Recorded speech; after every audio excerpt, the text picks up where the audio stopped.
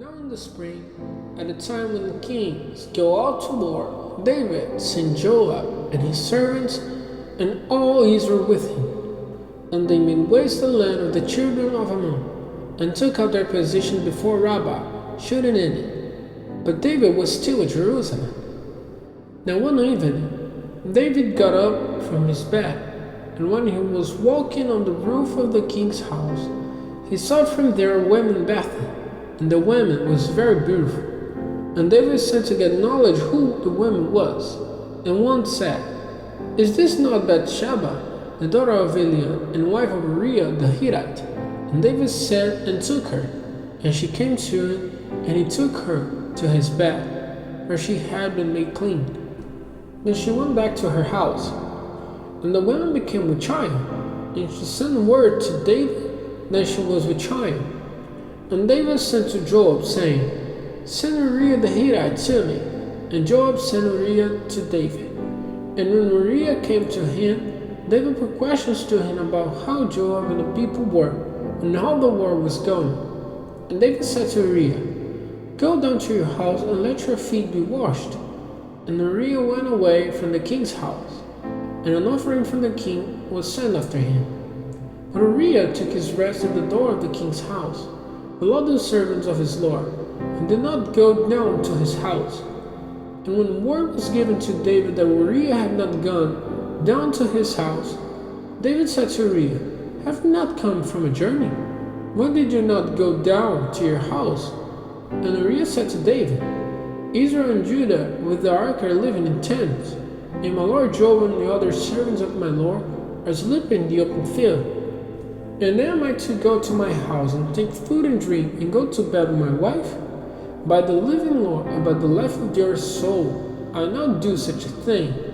And David said to Uriah, "Be here today, and after that I'll let you go." So Uriah was in Jerusalem that day and the day after. And when David sent for him, he took meat and drink with him, and David made him the worst for drink. When evening came, he went to rest on his bed with the servant of his lord, but he did not go down to his house. Now in the morning, David gave Uriah a letter to take to Joab.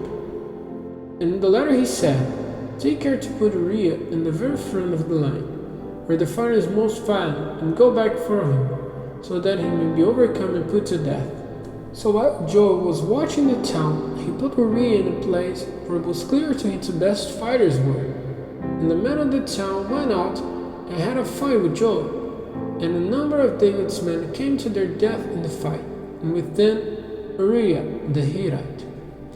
Then Joab sent David news of everything which had taken place in the war. And he gave orders to the men who took the news, saying, "After you have given the king all the news about the war, if the king is angry and said, 'Why did you go so near the town for the fight? Was not certain that their archers would be on the wall? Who put Abimelech, the son of Jerubbaal, to death? Did not a woman send a great stone down on him from the wall, putting him to death at Thebez? Why did you go so near the wall?' And say to him, 'Your servant Uriah the Hittite is among the dead.' So the men went and came to David and gave him all the news which Joab had sent him to give. And David was angry with Joab and said, 'Why did you go so near the town for the fight? Was it not certain that the archers would be on the wall? Who put Abimelech, the son of Jerubbaal, to death? Did not a woman send a great stone down on him from the wall, putting him to death at Thebez? Why did you go so near the wall?' And the men said to David, 'Truly the men got the better of us, and they came out against us into the open country.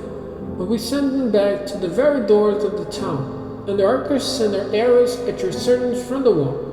And some of the king's servants are dead, and among them is our servant Uriah the Hittite.'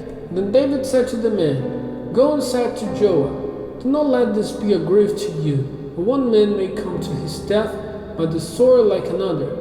Put up an even stronger fight against the town and take it, and do you put heart into him.'